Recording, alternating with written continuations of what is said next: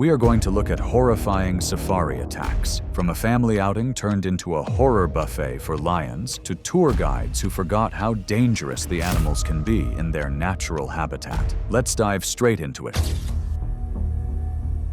It was September 20th, 2017, on the rural outskirts of Taita Taveta County, Kenya. The late afternoon sun hung low over the horizon, staining the sky in muted shades of orange and gold. A dry wind moved through the acacia scrub, carrying with it the faint scent of dust and vegetation baked under months of relentless heat. Joseph Muli, 42, walked at the front of his family. A tall, broad-shouldered man, he was a subsistence farmer who had lived his entire life in the shadow of Tsavo National Park. Years of tending crops and livestock had made him wary but confident in the bush. Behind him walked his wife, Miriam, 39, carrying a woven basket of maize and cassava. Their two children, Daniel, 14, and Ruth, 11, trailed close, balancing small bundles of supplies brought from a relative's home. They'd walked this 2-mile track countless times.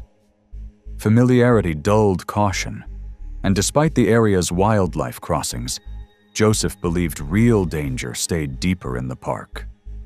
He had heard talk in the village that a lion had been spotted nearby a few days earlier, but it was the dry season. Livestock and waterholes were the focus of most predators' movements, not people walking in daylight.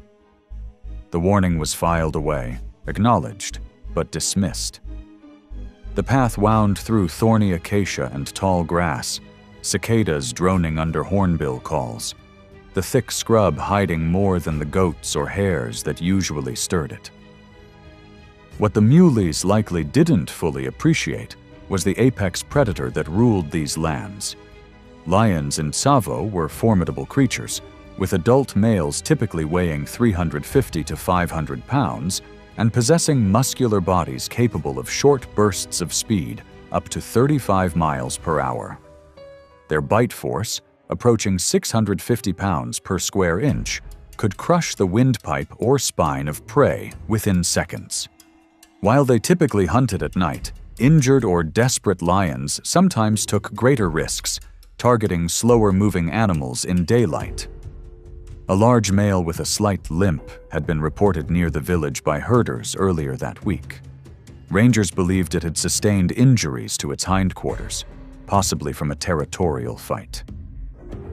A predator unable to chase its normal prey often turned to whatever it could catch, and humans on foot were slower than antelope. Passing a dry gully where brush thickened, Miriam spotted paw prints the size of dinner plates, but stayed silent. A faint cough came from within, masked by the wind as they neared halfway home. A distant herder later recalled a deep growl before the lion burst from the thicket, closing the gap with startling speed despite its limp. It hit Joseph hard, forelimbs locking around him as ribs cracked and claws scraped bone. Miriam screamed and turned to pull her children back, but the movement triggered the lion's predatory focus. It released Joseph and lunged for her, jaws clamping onto her neck with enough pressure to silence her in seconds. Daniel tried to run, his sandals skidding in the dust, but the lion's paw hooked his leg and dragged him off balance. The claws tore through fabric and flesh, and he was pulled beneath the animal's body. Ruth's cry carried across the scrub before it was abruptly cut short. The lion's attacks were methodical: bite, pin, release, using sheer strength and precision to subdue each victim. The air was thick with the smell of blood and dust, the dry grass thrashing under the predator's weight. The entire assault lasted less than 5 minutes, brutal and efficient. From his vantage point 100 yards away, the herder froze, his voice catching in his throat as he took in the scene. The lion's tail flicked in agitation as it moved from one body to the next, ensuring none could rise again. By the time the first shouts rang out from approaching villagers, the lion stood over the still forms, chest heaving, muzzle darkened. The shouts grew louder, accompanied by the thud of running feet and the crack of sticks striking together. The lion backed away, pausing only once to glare at the intruders before disappearing into the scrub. Villagers surrounded the scene, the dust still hanging in the air. Joseph's body lay face down, one arm bent at an unnatural angle. Miriam's basket was overturned, maize spilling into the dirt. Daniel's sandal was several feet from where he lay, and Ruth's small bundle of supplies was torn open. The herder who had first seen the attack ran back toward the main road, shouting for help. He reached a group of men near the village water pump, and one of them used a mobile phone to call local authorities. It took just under an hour for wildlife rangers and police to arrive, their truck bouncing over the rough track toward the site. Rangers followed the tracks into the bush and identified the prints as belonging to the injured male. For 2 days, the search continued. The lion was eventually located resting in a shaded hollow, showing no signs of retreat when approached. It was shot on sight, a decision made quickly to prevent further attacks. Examination revealed deep scars along its flank and hip, confirming the earlier reports of injury. The Mooley family's funeral was held the next morning in the village square. Simple wooden coffins were laid side by side, surrounded by relatives and neighbors. The service was quiet, the only voices those of the elders reciting prayers. Local newspapers carried a small notice about the incident. There was no national coverage. In the days following, villagers avoided the path entirely, forcing them to take a longer route to the fields.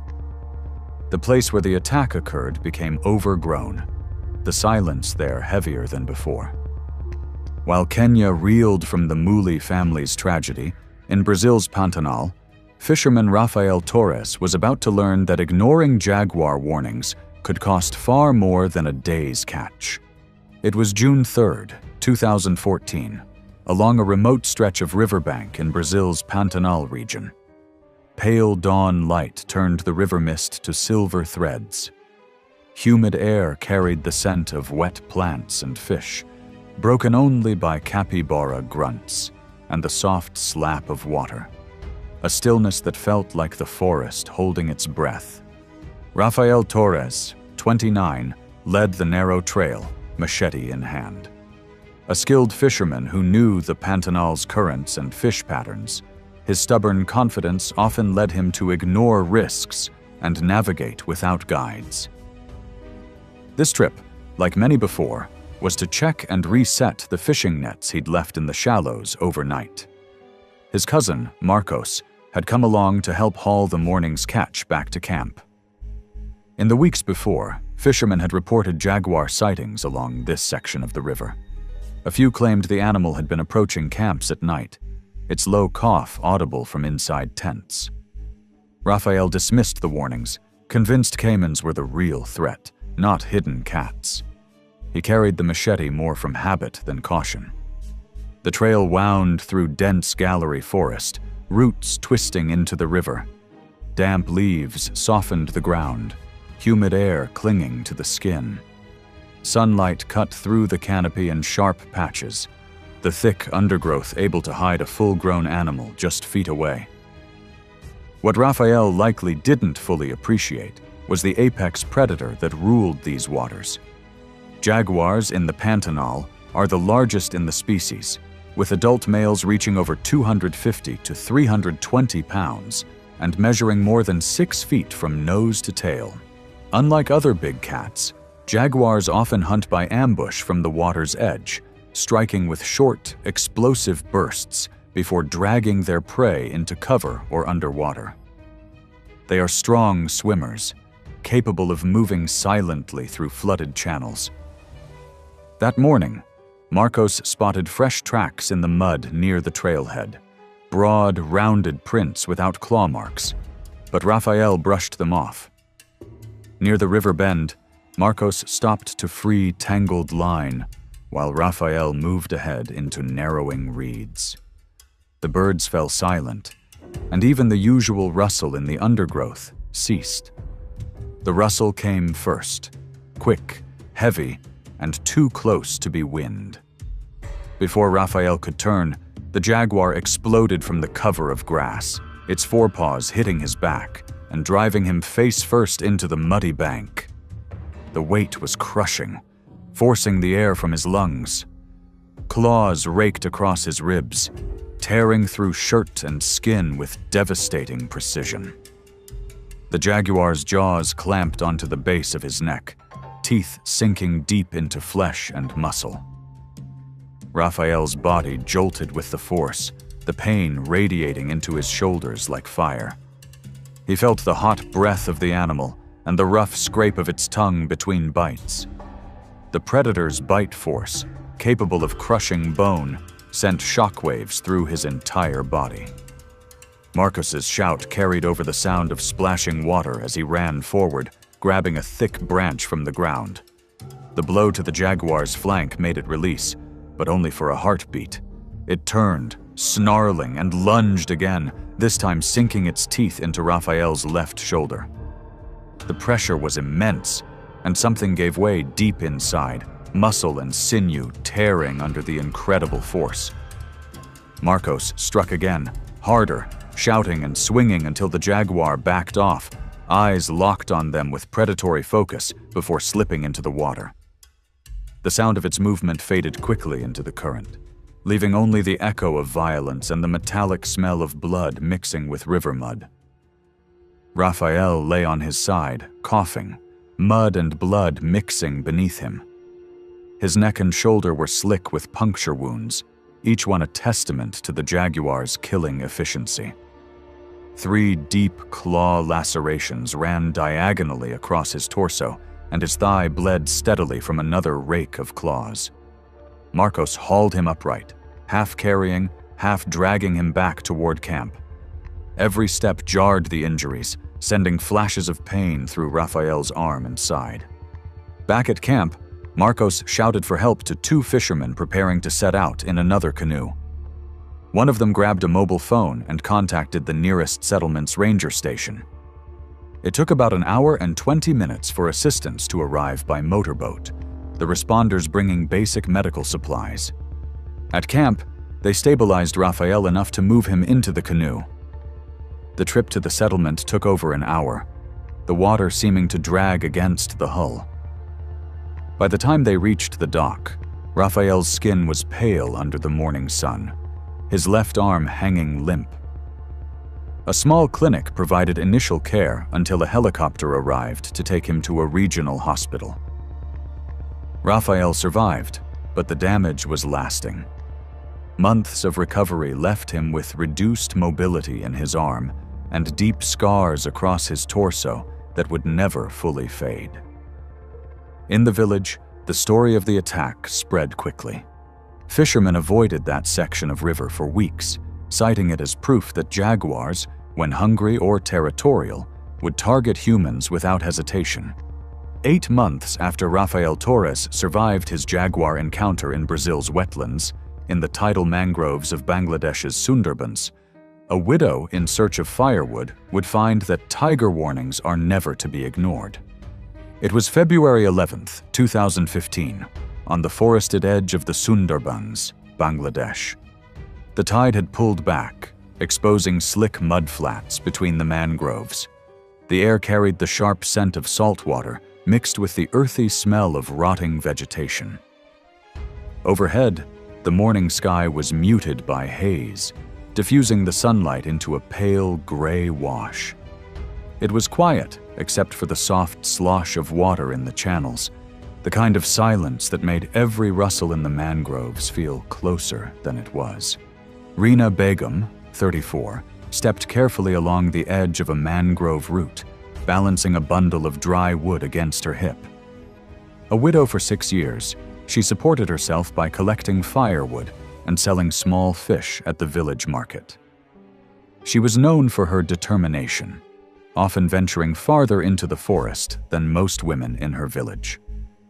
With the dry season reducing wood supplies near home, she had decided to take her 12-year-old niece, Afsana, deeper into the mangroves that morning. The plan was simple: gather wood for the week, and return before the tide. Tiger attacks were common here, but Rena trusted daylight, noise, and her dulled sickle to keep her safe. Dense mangroves arched over the mud, roots slick with algae. Crabs darted through brackish pools, warm, still air broken by a kingfisher's call and the splash of fish. In the tightest growth, visibility dropped to a few yards.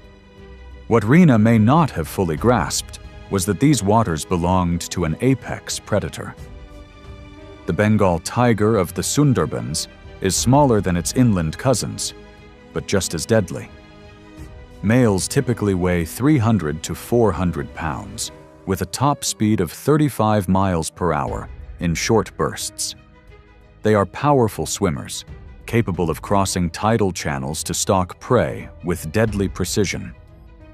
Unlike other tigers, Sundarbans tigers are known to see humans as part of their prey range, a behavior influenced by the overlap between human settlements and their hunting grounds. That week, a fisherman spotted fresh tiger tracks, and another heard its rasping roar at dawn. Rena listened but carried on, certain it was far away. As they moved deeper into the forest, she noticed long drag marks in the mud, possibly from a crocodile hauling itself into the water, but dismissed them. By mid-morning, their bundles were nearly full when the forest fell silent. A branch snapped ahead, sharp and deliberate. Rena saw only shadows and kept walking, unaware that a predator was watching. The attack came without warning. A flash of orange and black blurred through the mangroves, followed by the deep thud of impact as the tiger's weight hit Rena from behind. She dropped her bundle, the sticks scattering into the mud. The animal's claws raked down her back, tearing through her thin cotton blouse and opening deep parallel wounds with surgical precision. She stumbled forward, trying to twist away, but the tiger's jaws clamped onto her upper back, teeth piercing muscle and sinew. The force drove her to her knees, the predator's incredible bite force crushing tissue and bone. The attack was brutal and efficient, a demonstration of millions of years of evolutionary refinement designed to kill large prey quickly. Afsana screamed, the sound carrying across the water channels like a siren of terror. The tiger shifted its grip, dragging Rena sideways toward thicker cover with the methodical efficiency of a predator that had performed this ritual countless times. Each pull was punctuated by the wet sound of tearing fabric and the thump of her body against roots. Rena kicked and pushed against the mud, but her movements slowed as the predator's weight bore down. Her left arm went limp, the shoulder joint wrenched under the tiger's devastating bite. The tiger's powerful jaws worked with mechanical precision, designed to drag prey to secluded feeding areas where it could consume its kill without interference. Every movement demonstrated the evolutionary perfection that made these predators so deadly in their natural habitat. Afsana turned and ran toward the main trail, her cries drawing the attention of two nearby fishermen. They arrived within minutes, armed with long bamboo poles. Shouting and striking the poles against roots, they advanced, the noise startling the tiger enough to release its hold.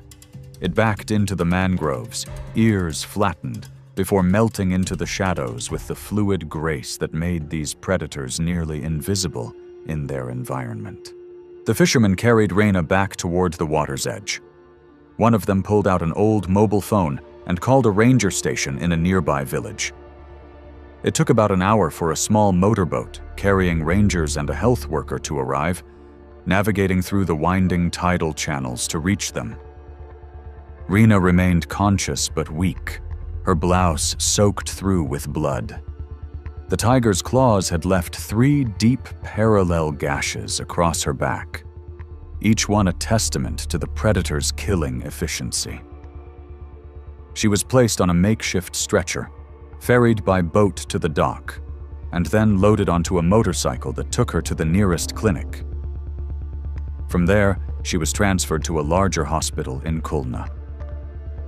Rina survived the attack, but the damage was permanent. 3 deep scars marked her back, and she lost full strength in her left arm due to nerve injury caused by the tiger's crushing bite.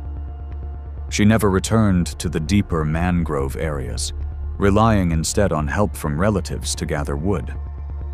The site of the attack became another unmarked place in the Sundarbans, where locals would point and say simply, "A tiger came here." A year after Rina Begum learned to live with her damaged arm, in India's Himalayan foothills, a veteran shepherd would find that decades on the mountains meant nothing when a leopard left him unable to walk his flock again. It was April 6, 2016, in the lower foothills near Shimla, Himachal Pradesh, India. The air was cool and dry, the kind that carried sound clearly across the slopes. Patches of sunlight broke through moving clouds, casting shifting patterns over the rocky ground. It was an ordinary grazing day for the shepherds, but the silence in the forest beyond felt heavier than usual. Ramesh Lal, 51, walked slowly behind his small herd of sheep, his weathered wooden staff in hand. He had been shepherding since he was a boy, following the same seasonal routes that his father had once taken. His livelihood depended on keeping the herd safe from straying into ravines or wandering too close to the forest.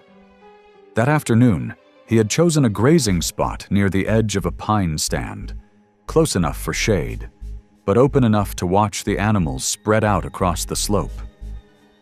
In the weeks prior, the forest department had issued a general warning, advising herders to stay in open areas and work in pairs. Ramesh acknowledged the advice, but decided to work alone. The day was clear, and he believed that a leopard would stay hidden deeper in the forest unless provoked or starving. The open ridge was dotted with shrubs and boulders, sheep bells clinking in the quiet. Beyond, dense pines stood over a carpet of needles, resin scenting the air as clouds briefly dimmed the slope. What Ramesh likely didn't fully appreciate was the apex predator that ruled these mountains. Leopards in the Himalayan foothills are opportunistic predators, with adult males typically weighing 110 to 165 pounds. Their muscular build and flexible spine allow them to leap more than 20 feet in a single bound. These predators possess incredible stealth capabilities, their spotted coats providing perfect camouflage among the dappled shadows of rocky terrain. Known for dragging kills into cover to feed, they can overpower animals many times their own weight, targeting the neck or spine to incapacitate quickly. Their bite force can exceed 400 pounds per square inch, enough to crush vertebrae and sever major blood vessels. Ramesh had heard occasional rustles from the pine edge, but assumed it was his sheep moving through brush. At one point, he noticed a cluster of birds erupt from the tree line, but the movement was too brief to draw his attention for long.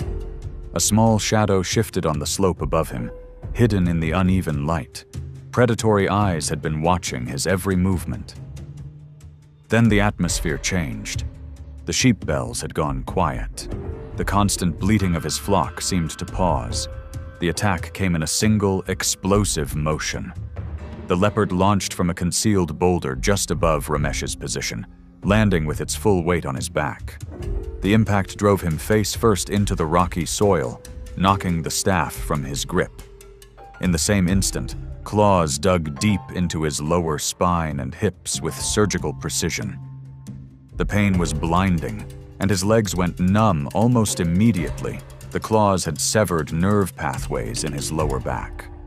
The leopard's jaws clamped onto his side, teeth piercing through muscle and into the ribcage with devastating force. Its hind legs raked across his thighs in rapid, tearing motions, shredding the thick wool of his trousers and cutting into flesh. The attack was brutal and efficient, demonstrating millions of years of evolutionary refinement designed to kill prey quickly and effectively. The air filled with the sharp scent of blood mixing with the musky odor of the predator's fur. Ramesh's shouts carried across the slope, raw and urgent, startling nearby shepherds tending their own flocks. The leopard's powerful jaws worked with mechanical precision, each bite calculated to cause maximum damage while maintaining its grip on the struggling victim. Two men dropped their tools and ran toward the sound, picking up rocks and thick sticks as they moved. They could see the leopard's spotted coat flashing in the sunlight as it shifted position over Ramesh. The animal turned its head toward them, ears flattened, its tail lashing the air in irritation. One of the men hurled a rock, striking the leopard in the shoulder. The predator snarled but didn't immediately retreat, its predatory instincts warring with its survival instincts. The second man rushed in, swinging his stick at the animal's flank. After several more strikes and shouts, the leopard backed away, melting into the shadows of the pines with the fluid grace that made these predators nearly invisible in their natural habitat. The shepherds quickly assessed Ramesh's condition. One stayed with him, while the other sprinted down the slope toward a roadside tea stall, known to have a landline phone.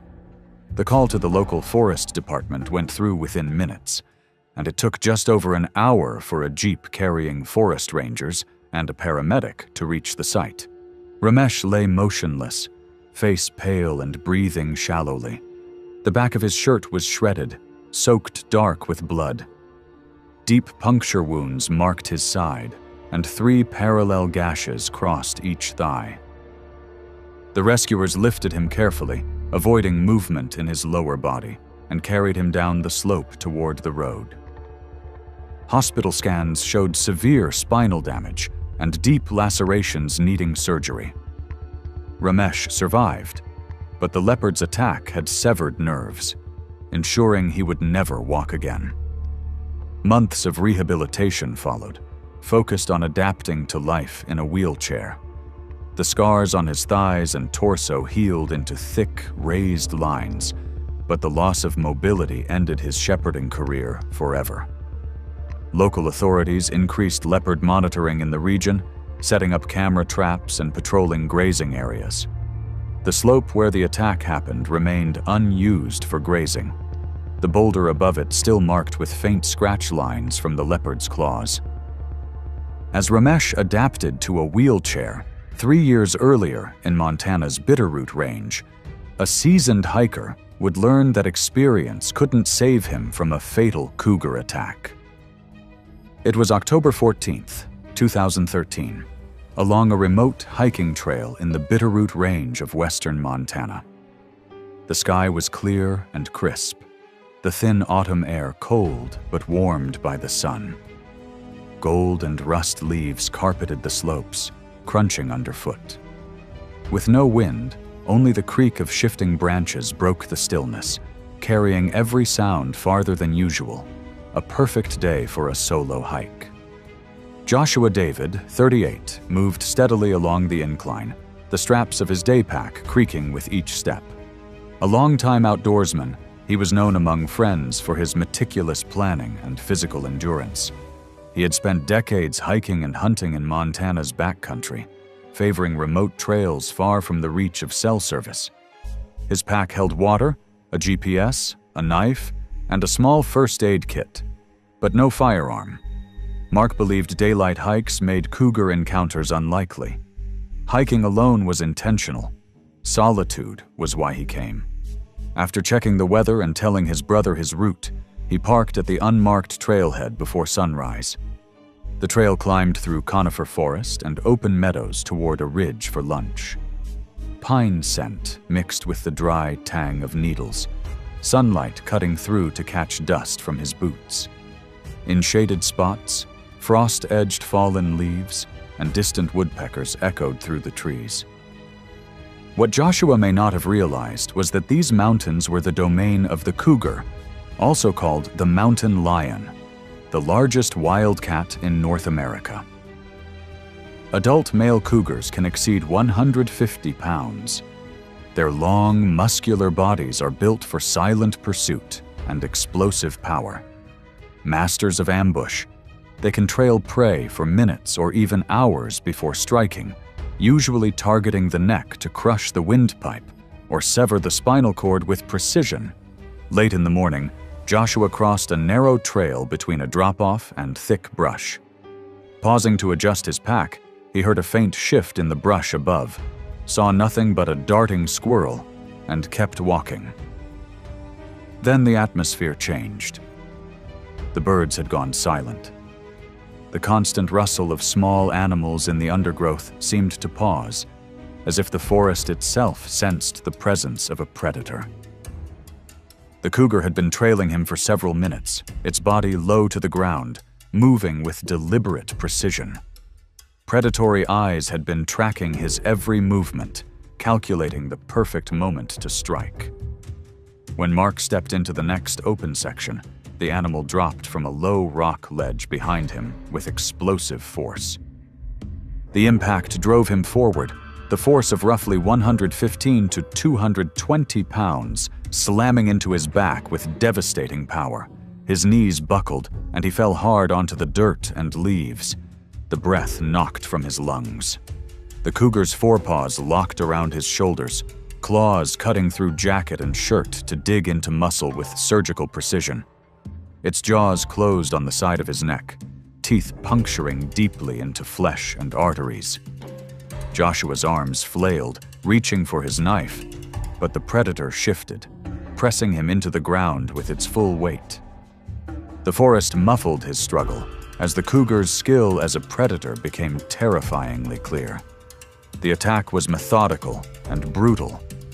The cougar's hind claws raked along his back, each pull widening the fabric and flesh beneath with devastating efficiency.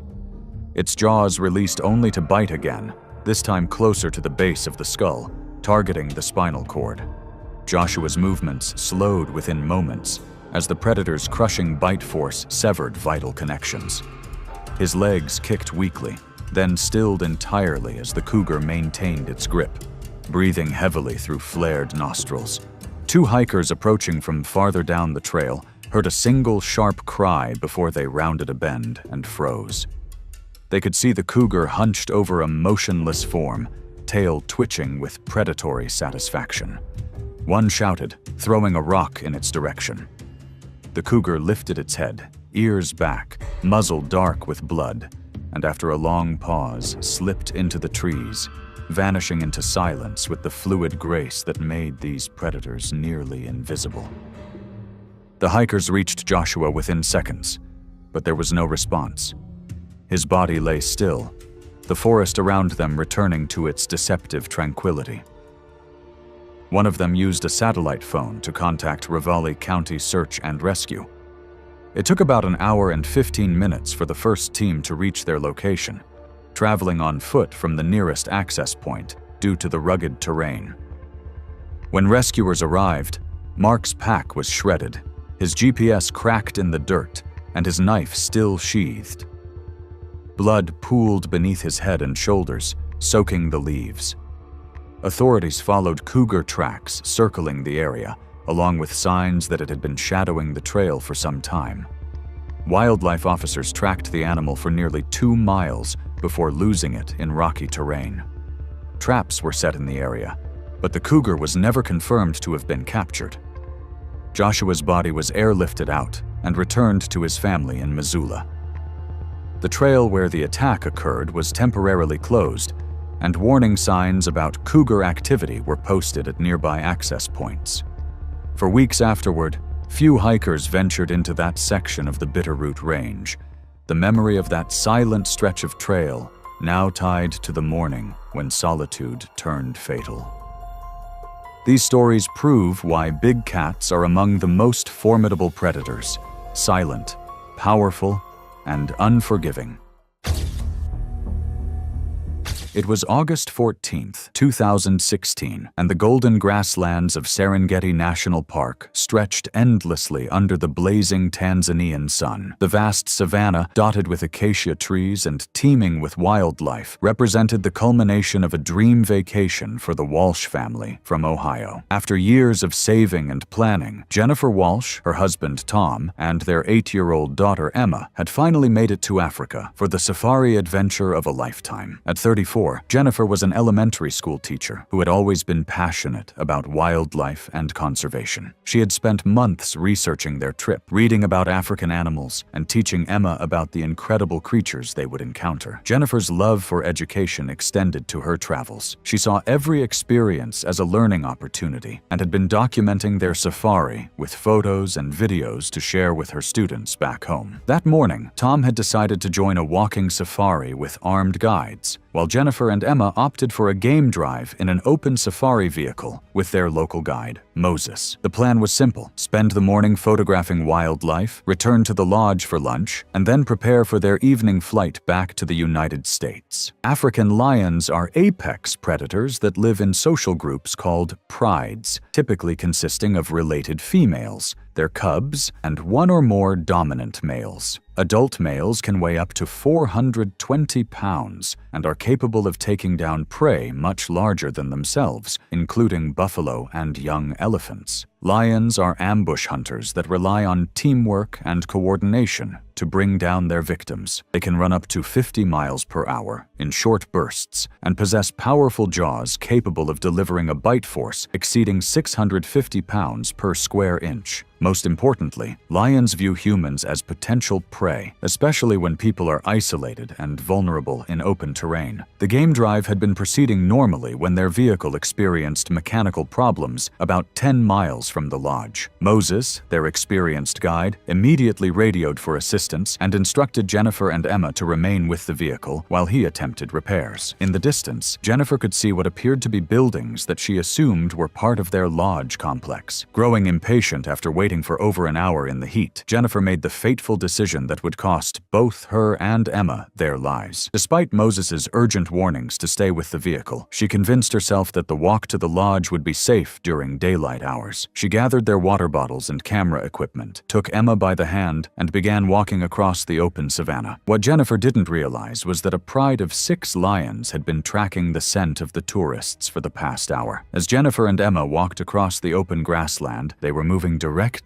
into the path of the approaching predators. The attack came without warning as Jennifer and Emma crossed a shallow depression in the grassland. The pride had positioned themselves in the tall grass on either side of the natural pathway, using their superior knowledge of the terrain to set up a perfect ambush. The 2 male lions struck first, launching themselves at Jennifer with explosive force, while the females moved to surround Emma. The larger male, weighing over 400 pounds, slammed into Jennifer's back with bone-crushing impact, his massive claws raking across her shoulders and neck as he drove her to the ground. Jennifer's scream echoed across the savanna as the lion's powerful jaws clamped down on the back of her neck, his 4-inch canine teeth puncturing through muscle and vertebrae. The second male joined the attack immediately, his claws tearing into Jennifer's torso, while his jaws found purchase on her arm. Emma's terrified screams joined her mother's as the 3 lionesses surrounded her with predatory precision. The coordinated attack was swift and brutal, with each lioness taking a different angle of approach to prevent any possibility of escape. The largest female knocked Emma to the ground with a powerful swipe of her paw, while the other 2 moved in to deliver the killing bites. Jennifer's struggles grew weaker as the 2 males continued their assault, their combined weight and strength overwhelming any resistance she could offer. The larger male's grip on her neck severed major arteries and damaged her spinal cord, causing massive blood loss and paralysis. The attack on Emma was equally swift and merciless. The lionesses worked with the efficiency of experienced hunters, their powerful jaws and razor-sharp claws making quick work of their small victim. Emma's cries were cut short as the largest female's bite crushed her skull, while the other lionesses inflicted fatal wounds to her torso and limbs. Within minutes, both Jennifer and Emma had succumbed to their injuries, their bodies lying motionless on the blood-soaked grass while the Pride began the process of feeding. Moses had heard the screams and immediately radioed for emergency assistance while attempting to reach the attack site on foot. However, the distance and his need to avoid the lion pride meant that help arrived far too late. Park rangers and lodge security reached the scene nearly 2 hours after the attack, finding only scattered remains and evidence of the lion's feeding behavior. The investigation revealed that Jennifer had made multiple critical errors, including leaving the safety of the vehicle, walking in open terrain during peak hunting hours, and failing to recognize the signs of lion activity in the area. Tom Walsh was devastated by the loss of his wife and daughter, struggling to understand how their dream vacation had turned into an unimaginable tragedy. But lions weren't the only African predators that turned safari dreams into deadly nightmares. In South Africa's Kruger National Park, a wildlife photographer's quest for the perfect shot would bring him face to face with one of Africa's most elusive and dangerous cats. It was June 7th, 2015, and the rugged landscape of Kruger National Park shimmered in the South African winter sun, its rocky outcrops and dense bush providing perfect habitat for the continent's most secretive big cat. David Chen had been tracking a magnificent male leopard for 3 days, following radio collar signals and scat trails through some of the park's most remote areas. As a freelance wildlife photographer with 8 years of African experience, David had built his reputation on capturing images that other photographers couldn't or wouldn't attempt. Intimate portraits of dangerous predators taken at impossibly close range.